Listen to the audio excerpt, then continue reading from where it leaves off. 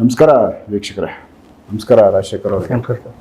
So ಈಗ ಒಂದು ಪೈಲ್ಸಿಗೆ ಸಂಬಂಧಪಟ್ಟಂತೆ ಒಂದಷ್ಟು ವಿಡಿಯೋಗಳು ಕೊಟ್ಟಿದ್ದೀರಾ. ಅದು ರಿಸಲ್ಟ್ಗಳು ಯಾವುದೇ ಸ್ಟೇಜಲ್ಲಿದ್ದರೂ ನಾನು ಅದು ರೆಡಿ ಮಾಡಿಕೊಡ್ತೀನಿ ಅಂತೇಳಿ ಅದ್ರ ಬಗ್ಗೆ ಮಾತಾಡಿದ್ದೀರಾ. ರಿಸಲ್ಟ್ ಇರೋರ್ನು ನನ್ನ ಜೊತೆ ಮಾತಾಡ್ಸಿದ್ದೀರಾ. ಸೊ ಈಗ ಅದು ಬಿಟ್ಟು ನಿಮ್ಮ ಹತ್ರ ಇನ್ನು ಬೇರೆ ಯಾವೆಲ್ಲ ಔಷಧಿ ದಿ ಬೆಸ್ಟ್ ಇದು ಕೆಲಸ ಮಾಡುತ್ತೆ ಅನ್ನೋದು ಇದೆ? ಲೈಂಗಿಕ ಸಮಸ್ಯೆಗೆ ಚೆನ್ನಾಗಿದೆ. ಮತ್ತು ಇದು ಯಾವುದು ಹೆಣ್ಮಕ್ಳು ಕೆಂಪು ಮೊಟ್ಟು, ಬಿಳಿ ಮೊಟ್ಟು, ಮೊಟ್ಟು ಹೊಟ್ಟೆ ನೋವು ಸರಿ ಇದೆ. ಮೂಲವಾದಿಗಿದೆ. ಲೈಂಗಿಕ ಸಮಸ್ಯೆಗೂ ಚೆನ್ನಾಗಿದೆ. ಸೊ ಇವು ಬೆಸ್ಟ್ ಮೆಡಿಸಿನ್ ನಿಮ್ಮ ಕಡೆ ಇಟ್ಟಿದ್ದೀರಾ. ಸೊ ಇದು ಒಂದು ಲೈಂಗಿಕ ಸಮಸ್ಯೆಗೆ ಸಂಬಂಧಪಟ್ಟಂತೆ ತುಂಬ ಜನಕ್ಕೂ ಅದು ಎಫೆಕ್ಟ್ ಇದೆ. ಸೊ ಇದು ಯಾವ ಸ್ಟೇಜಲ್ಲಿ ಯಾವ ಏಜಲ್ಲಿ ಇರೋರಿಗೆ ಯಾವ ಥರದ್ದು ಔಷಧಿ ಅದ್ರ ಬಗ್ಗೆ ತಿಳಿಸಿ. ಯಾವುದೇ ಏಜ್ ಇದ್ದರೂ ನಡೆಯುತ್ತೆ. 70 ವರ್ಷದವರೆಗೂ ನಡೆಯುತ್ತೆ. 70 ವರ್ಷ? ಹಾಂ, 60. ಕೆಲವೊಬ್ರು ಬರ್ತಾರೆ, ನಾನು ಬೇಕು ಸರ್ ಅಂತ ಕೊಡ್ತೀನಿ. ಅವ್ರಿಗೂ ಅದು ಕೆಲಸ ಆಗುತ್ತಾ? ಆಗುತ್ತೆ. ರಿಸಲ್ಟ್ ಅಂದರೆ ಅವರು ಅದು ಔಷಧಿ ಬಂದು ಕೆಲಸ ಮಾಡುತ್ತೆ. ಸೊ ಅದ್ರ ಬಗ್ಗೆ ತಿಳಿಸಿ, ಯಾವ ಥರದ ಔಷಧಿ, ಸೊ ಯಾವ ಥರ ಯೂಸ್ ಮಾಡಬೇಕು, ಮತ್ತು ಅದನ್ನು ಯಾವ ಸ್ಟೇಜಲ್ಲಿರೋರು, ಅಂದರೆ ನಿಮಗೆ ಸಣ್ಣ ಏಜಿಂದ ಅಂದರೆ ಅಲ್ಲಿಂದ ನಾವು ಶುರು ಮಾಡ್ಕೋಬೋದು ಅಂತ. ಈಗ ಮದುವೆ ಆದವರು, ಮದುವೆ ಆದ ನಂತರ ಈ ಸಮಸ್ಯೆ ಬಂದಿರುತ್ತಲ್ಲ, ಅವರು ಯೂಸ್ ಮಾಡ್ಕೋಬೋದು. ಏನಕ್ಕಿದು ತೊಂದರೆ ಬರುತ್ತೆ ನಿಮ್ಮ ಒಂದು ಅನುಭವದಲ್ಲಿ? ನಿಮಗೆ ಸುಮಾರು ಜನ ಬಂದು ಮಾತಾಡ್ತಾರಲ್ಲ, ಯಾಕೆ ನೀವು ಅಬ್ಸರ್ವ್ ಮಾಡ್ದಂಗೆ ಯಾಕೆ ಈ ಥರ ತೊಂದರೆ ಶುರು ಆಗುತ್ತೆ? ಹಲವಾರು ಸಮಸ್ಯೆಗಳಿದ್ದಾವೆ. ಈಗ ನೋಡಿ, ಒಬ್ಬನು ಮದ್ಯ ಶರಾಯಿ ಕುಡ್ತಾನೆ. ಶರಾಯಿ ಕುಡಿದು ನರ ವೀಕಾಗಿ ಅಶಕ್ತನ ಬಂದು ಎಲ್ಲ ಇದಾಗಿ ಬರುತ್ತೆ. ಇನ್ನೊಂದು, ಈಗ ಕೈಯಿಂದ ಹೊಡೆಯೋದು, ಹಸ್ತಮೈಥುನ ಅಂತಾರಲ್ಲ, ಅದನ್ನು ಮಾಡಿ ನರಗಳಿಗೆ ಪೆಟ್ಟು ಕೊಟ್ಟು ವೀರ್ಯಾಭಿವೃದ್ಧಿ, ರಕ್ತ ಕಡಿಮೆಯಾಗಿ ಅದರಿಂದನೂ ಬರುತ್ತೆ. ಮತ್ತು ಒಬ್ಬನಿಗೆ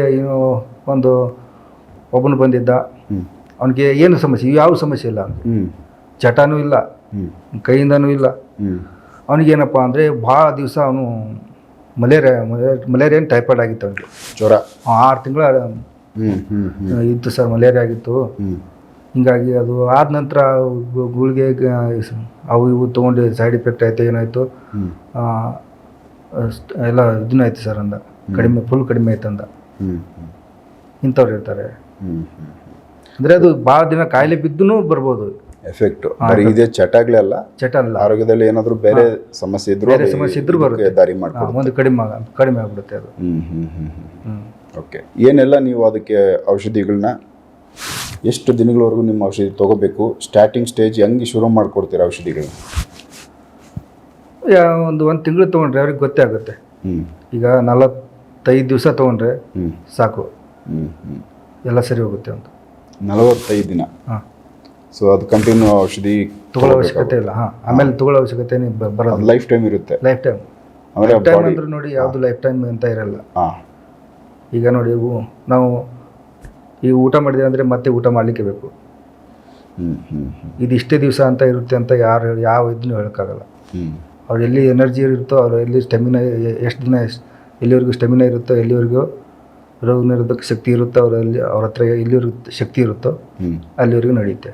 ನನಗೆ 60 ವರ್ಷ 70 ವರ್ಷಕ್ಕೆ ಹೆಂಗೆ ಇರ್ಬೇಕು, ಹುಡುಗನಂಗೆ ಇರ್ಬೇಕಂದ್ರೆ ಭಗವಂತ ಯಾವುದನ್ನು ಪರ್ಮನೆಂಟಾಗಿ ಯಾವುದನ್ನು ಕೊಟ್ಟಿಲ್ಲ. ಈಗ ನೋಡಿ, ಮಗು ಇರುತ್ತೆ, ಯುವಕ ಆಗ್ತಾನೆ, ಯುವಕ ಆದಮೇಲೆ ಅಂಕಲ್ ಆಂಟಿ ಆದಮೇಲೆ ಮುದುಕ ಆಗ್ತಾನೆ, ಮುದುಕ ನಂತರ ಸಾಯ್ಲಿಕ್ಕೆ ಬೇಕು. ಹೀಗೆ ಭಗವಂತ ಯಾವುದನ್ನು ಪರ್ಮನೆಂಟು ಲೈಫ್ ಟೈಮ್ ಅಂತ ಯಾವುದೂ ಕೊಟ್ಟಿಲ್ಲ. ಅದು ಸರಿ ಮಾಡ್ಕೋಬೋದು. ಈಗ ಕಾಯಿಲೆ ಬಂದಿದೆ ಅಂದರೆ ಅದು ಒಂದು ಕಾಯಿಲೆ ತಾನೆ. ಕಾಯಿಲೆ ಬಂದಿದೆ ಅಂದರೆ ಸರಿ ಹೋಗುತ್ತೆ. ಅದು ನಾನು ಇಷ್ಟೇ ದಿನ ಅಂತ ಗ್ಯಾರಂಟಿ ಕೊಡೋಕ್ಕಾಗಲ್ಲ. ಅವನಿಗೂ ಗ್ಯಾರಂಟಿ ಅಂದರೆ ಇರುತ್ತೆ. ಹಂಗೆ ಗ್ಯಾರಂಟಿ ಅಂದ ತಕ್ಷಣ ಇದೊಂದು ತಿಂಗಳು ತೊಗೊಂಡೆ ಅವತ್ತು ಸರಿ ಹೋಯಿತು, ಮುಂದಿನ ತಿಂಗಳು ಇಲ್ಲ ಅಂತಿಲ್ಲ, ಇರುತ್ತೆ. ನಾನೊಬ್ರಿಗೆ ಒಂದೇ ತಿಂಗಳು ಕೊಟ್ಟಿರೋದು, ಫೋನ್ ಎತ್ತಲಿಲ್ಲ ಅವನು, ಈಗ ಮಾತಾಡ್ತಿದ್ದೆ ನಿಮಗೆ. ಅವನಿಗೆ 2ನೇ ತಿಂಗಳು ನಾನೇ ಔಷಧಿ ಕೊಡಲಿಲ್ಲ.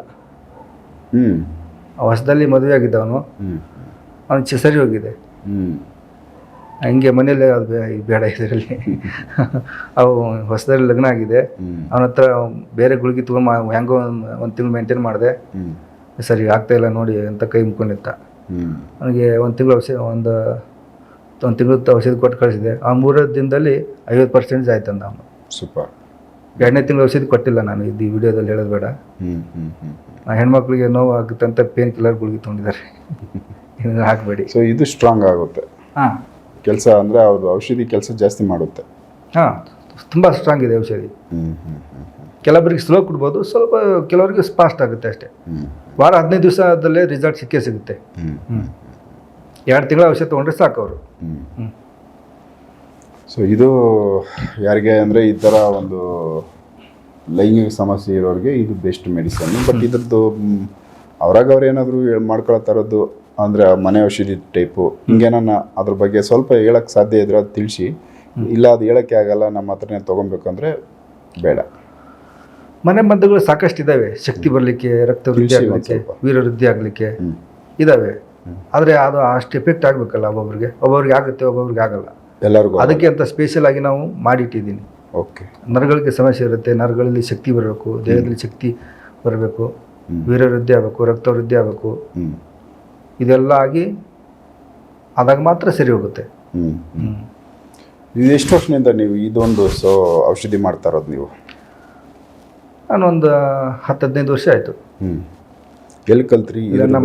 ನಮ್ಮ ಮಾವನವ್ರು ಇದ್ದಾರೆ, ಪಾರಂಪರಿಕ ಇದ್ದರು, ಅವ್ರ ಹತ್ರ ಕಲಿತೆ. ಕೆಲವೊಂದು ಗುರುಗಳ ಹತ್ರ, ಒಬ್ಬರು ಸ್ನೇಹಿತರ ಹತ್ರ ಹೋಗಿ ಸಂಪಾದಿಸಿದೆ. ಇದು ಕೆಲವೊಂದ್ಸರಿ ಯಾರಾದರೂ ಇದನ್ನ ಅತಿಯಾಗಿ ಯೂಸ್ ಮಾಡೋವಂಥದ್ದು, ಇಲ್ಲ ಇನ್ನೇನಾದರೂ ಪ್ರಮಾಣಗಳು ಹೆಚ್ಚಾಗಿ ಡಿಸ್ಟರ್ಬ್ಗಳಾಗಲ್ವಾ?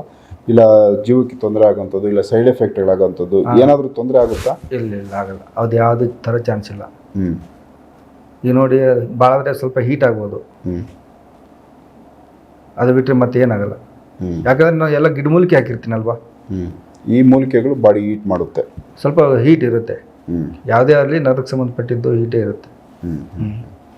ಸೊ ಇದನ್ನ ನಮ್ಗೆ ಇವಾಗ ಇದು ತುಂಬ ಅತಿಯಾಗಿದೆ, ಈಗ ನಂಗೆ ಸಮಾಧಾನ ಅಂದರೆ ಅದು ಕಂಟ್ರೋಲ್ ಮಾಡ್ಕೋಬೇಕು ಅನ್ನೋ ಥರ ಏನಾರು ಇತ್ತು ಅಂದರೆ ಅದಕ್ಕೆ ನೀವು ಕಂಟ್ರೋಲ್ ಮಾಡೋದಕ್ಕೆ ನಾನು ಔಷಧಿ ಇದೆಯಾ ನಿಮ್ಮ ಕಡೆ? ಇಲ್ಲಾಂದ್ರೆ ಅದನ್ನ ನೀವೇ ಹೇಳ್ತೀರಾ ಅದು ಅತಿಯಾಗಿ ಯೂಸ್ ಮಾಡಬಾರ್ದು, ಇಷ್ಟೇ ಪ್ರಮಾಣ ಇರಬೇಕು ಇಂಥ ಎಲ್ಲ ಹೇಳ್ಕೊಡ್ತೀನಿ. ಔಷಧ ಕೊಟ್ಟ ನಂತರ ಅಲ್ಲಿ ಹೇಳೇ ಕೊಡೋದು ನಾನು. ಗೊತ್ತಿಲ್ದಿರ ಯಾರಾದರೂ ಅದನ್ನ ರಾಂಗ್ ಆಗಿ ಯೂಸ್ ಮಾಡ್ಕೊಂಡಿದ್ದಾರೆ, ಜಾಸ್ತಿ ತೊಗೊಂಡಿದ್ದಾರೆ, ಸ್ವಲ್ಪ ಸ್ವಲ್ಪ ಹೀಟ್ ಆಗಿದೆ ಅಂತ ಅಷ್ಟೇ. ಅದನ್ನ ಓಪನ್ ಆಗಿ ನಮ್ಮ ವೀಕ್ಷಕರಿಗೆ ಏನಾದ್ರು ಹೀಟ್ ಆದರೆ ಅದನ್ನ ಈ ಥರ ಏನಾದರೂ ಅದು ಆಮೇಲೆ ನಾನು ಫೋನ್ ಮಾಡಿದ್ದಾರೆ. ಅದು ಸ್ವಲ್ಪ ಅರ್ಧ ಚಮಚ ಹೇಳಿರ್ತೀನಲ್ವಾ, ಅದಕ್ಕಿಂತ ಸ್ವಲ್ಪ ಕಡಿಮೆನೇ ತೊಗೊಳಕ್ಕೆ ಹೇಳ್ತೀನಿ ಅವ್ರಿಗೆ. ಓಕೆ. ಆ ತೊಂದರೆ ಆಗದೆ ಇರೋದಂಗೆ ನಾನು ಹೇಳಿ ಬಿಟ್ಟಿರ್ತೀನಿ. ನಾನು ಕೊಡೋ ಔಷಧಿಕ್ಕಿಂತ ಕಡಿಮೆ ಹೇಳಿಬಿಟ್ಟಿರ್ತೀನಿ ಅವ್ರಿಗೆ. ಯಾವುದೇ ಸಮಸ್ಯೆ ಇಲ್ಲ, ಪ್ರಮಾಣ ಕಮ್ಮಿ ಇರುತ್ತೆ. ಹೆಚ್ಚಿಗೆ ಒಂದು ವೇಳೆ ಹೆಚ್ಚಿಗೆ ತೊಗೊಂಡ್ರೆ ಅವ್ರಿಗೆ ಯಾವುದು ಸೈಡ್ ಎಫೆಕ್ಟ್ ಅಂತೂ ಆಗಿರಲ್ಲ. ಯಾಕಂದರೆ ಎಲ್ಲ ಗಿಡಮೂಲಿಕೆನೇ ಯೂಸ್ ಮಾಡಿದ್ದೀನಿ ನಾನು. ಯಾವ ಥರ ಯೂಸ್ ಮಾಡೋದು ಇದು ನೋಡಿ, ಮುಂಜಾನೆ ಹಾಲಿನಲ್ಲಿ ತೊಗೊಳ್ಬೇಕು, ಮುಂಜಾನೆ ಸಂಜೆ ಖಾಲಿ ಹೊಟ್ಟೆಯಲ್ಲಿ, ಬೆಳಗ್ಗೆ ಸಂಜೆ.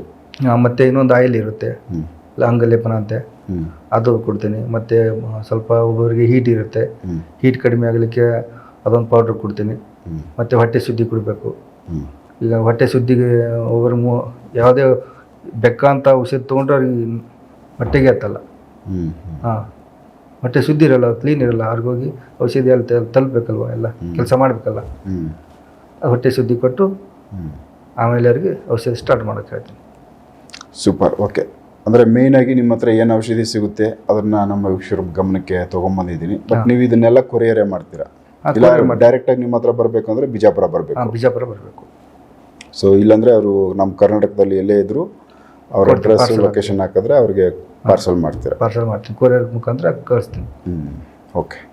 ಸೊ ವಿಷಯ ಇದೊಂದು ಪೈಲ್ಸ್ಗೆ ಸಂಬಂಧಪಟ್ಟಂತೆ, ಅದು ಬಿಟ್ಟರೆ ಹೆಣ್ಮಕ್ಳು ಮುಟ್ಟಿನ ಸಮಸ್ಯೆಗಳಿಗೆ ಸಂಬಂಧಪಟ್ಟಂತೆಯೂ ಔಷಧಿ ಕೊಡ್ತೀನಿ ಅಂತ ಹೇಳ್ತಾವ್ರೆ. ಸೊ ಅವು ಕೂಡ ಅಂದರೆ ಅವ್ರದ್ದು ಏನು ತೊಂದರೆ ಐತೆ ನೋಡಿ ಅದಕ್ಕೆ ಮೆಡಿಸಿನ್ ಇರುತ್ತೆ. ಮುಟ್ಟು ಹೊಟ್ಟೆ ನೋವು, ಮತ್ತು ಈಗ ಬಿಳಿಸರ್ಗೂ ಹೋಗ್ತಾ ಇರುತ್ತೆ, ಕೆಂಪಸರ್ಗೂ ಹೋಗ್ತಾ ಇರುತ್ತೆ. ಮುಟ್ಟು ಹೊಟ್ಟೆ ನೋವು ಅಂದರೆ ಮುಟ್ಟಿದಾಗ ಅದು 3 ದಿವಸ ಫುಲ್ ಪೇನು, ಹೊಟ್ಟೆ ಪೇನು ಎಲ್ಲ ಬಂದು ಪೇನ್ ಹೋಗುತ್ತೆ ಅವ್ರಿಗೆ. ಹೋಗುತ್ತೆ. 3 ದಿವಸದಲ್ಲಿ ಕ್ಲಿಯರ್ ಮಾಡ್ತೀನಿ ಅದನ್ನು. ಪೇನ್ ಇರೋದಿಲ್ಲ, ಪೇನ್ ಮುಂದೆ ಬರೋದೇ ಇಲ್ಲ. ಸೂಪರ್. ಸೊ ಅದು ಅಂದರೆ ಕಂಪ್ಲೀಟಾಗಿ ಪೇನೇ ನೆಕ್ಸ್ಟ್ ಅಂದರೆ ಒಂದ್ಸರಿ ಯೂಸ್ ಮಾಡ್ಕೊಂಡು ಅದು ಔಷಧಿ ತೊಗೊಂಡ್ರೆ ಲೈಫ್ ಟೈಮ್ ಅದು ಪೇನ್ ಇರಲ್ಲ. ಮಂತ್ಲಿ ತಿರ್ಗಾ ಅದು ಏನು ಎಫೆಕ್ಟ್ಗಳು ಬರಲ್ಲ. ಓಕೆ. ಚೆನ್ನಾಗಿದೆ. ಮತ್ತೆ ಚೆನ್ನಾಗಿದೆ. ಸೊ ಯಾವ ಥರ ಯೂಸ್ ಮಾಡೋದು ಇದನ್ನು, ಈ ಔಷಧಿ? ಅದು ನಾನು ಮಾತ್ರೆ ಮಾಡಿಟ್ಟಿದ್ದೀನಿ. ದಿನಕ್ಕೆ 2 ಮಾತ್ರೆ ತೊಗೊಂಡ್ರೆ ಸಾಕು. ಮುಟ್ಟಾದ ಟೈಮಲ್ಲಿ ಮುಟ್ಟಾದಾಗ. ಸೊ ಅದೇನು ಮಾಡ್ತದೆ, ಲೈಫ್ ಟೈಮ್ ಅದನ್ನು ಸರಿ ಮಾಡ್ತದೆ. ಒನ್ ಟೈಮ್ ಯೂಸ್ ಮಾಡೋದು ಇದಷ್ಟೇ? One time. 3 ದಿನ ಮುಟ್ಟಾದಾಗ 3 ದಿವಸ ಯೂಸ್ ಮಾಡ್ಕೊಂಡ್ರೆ ಸಾಕು. ಸೊ ಆಮೇಲೆ ಅದು ಚೆನ್ನಾಗಿ ಪೈನ್ ಇರೋದು ಮುಂದಿನ ತಿಂಗಳು ಬರೋದಿಲ್ಲ, ಅದು ನೋವೇ ಬರಲ್ಲ. ಓಕೆ, ತುಂಬ ಚೆನ್ನಾಗಿದೆ ಇದು. ಹೆಲ್ಪ್ ಆಗಲಿ ಯಾರಿಗಾದರೂ ತುಂಬ ನೋವಿರೋರಿಗೆ. ಸೊ ಇದು ಬಿಟ್ಟರೆ ಲೈಂಗಿಕ ಸಮಸ್ಯೆಗಳಿಗೆ ಸಂಬಂಧಪಟ್ಟಂತೆ ಔಷಧಿಗಳನ್ನ ಅವರು ಕೊಟ್ಟಿದ್ದಾರೆ ಸಾಕಷ್ಟು ಜನಕ್ಕೆ. ಒಂದು ಇಬ್ಬರಲ್ಲಿ ಫೋನ್ ಮಾಡೋಕ್ಕೆ ಟ್ರೈ ಮಾಡಿದ್ರು, ಬಟ್ ಅಟೆಂಡ್ ಮಾಡಿಲ್ಲ, ಹಾಗಾಗಿ ಅವ್ರನ್ನ ಮಾತಾಡ್ಸೋಕ್ಕಾಗಿಲ್ಲ. ನೆಕ್ಸ್ಟ್ ಇನ್ನು ಬೇರೆ ವಿಚಾರಗಳನ್ನ, ಅಂದರೆ ಇದೇ ಅವರಲ್ಲಿ ಇರೋದೇ ಮೇಯ್ನ್ ಇವೇ 3 ಇಂಪಾರ್ಟೆಂಟ್ ಅವ್ರ ಹತ್ರ ಮೆಡಿಸಿನ್ ಈಗ ಸದ್ಯಕ್ಕೆ. ಬೇರೆ ಬೇರೆ ಇದ್ದರೂ ಕೂಡ ಅದ್ರ ಬಗ್ಗೆ ಅವರು ವಿಡಿಯೋಗಳು, ಯಾಕಂದರೆ ಅಷ್ಟು ಕ್ಲಾರಿಟಿ ಇಲ್ಲದೆ ಇರೋದ್ರಿಂದ ನನಗೆ ಯಾವುದು ಬೆಸ್ಟ್ ಗೊತ್ತಿದೆ ಅದನ್ನ ಅಷ್ಟೇ ಮಾತಾಡ್ತೀನಿ. ಗೊತ್ತಿಲ್ಲದೆ ಇರೋದು ಟ್ರೈ ಮಾಡೋಣ ಅನ್ನೋ ಥರದ್ದು ಬೇಡ. ಯಾವ್ದು ನನಗೆ ಸಂಪೂರ್ಣವಾಗಿ ಗೊತ್ತಿದೆ ಅದ್ರ ಬಗ್ಗೆ ಅಷ್ಟೇ ಮಾಡೋಣ ಅಂತೇಳಿ ಈ ವಿಡಿಯೋಗಳನ್ನ ಮಾತಾಡಿದ್ದೀವಿ. ಸೊ ನೆಕ್ಸ್ಟ್ ಇನ್ನು ರಿಸಲ್ಟ್ಗಳಿರೋರನ್ನ, ಇಲ್ಲಾಂದರೆ ಇದ್ರ ಬಗ್ಗೆ ಇನ್ನೇನೋ ಹೆಚ್ಚಾಗಿ ಮಾಹಿತಿ ಕೊಡೋವಂಥದ್ದು ಇದ್ದರೆ ಅದನ್ನು ನಾನು ಮಾತಾಡಿಸ್ತಾ ಹೋಗ್ತೀನಿ. ಎಪಿಸೋಡ್ ನೋಡ್ತಾ ಹೋಗಿ. ನಮಸ್ಕಾರ.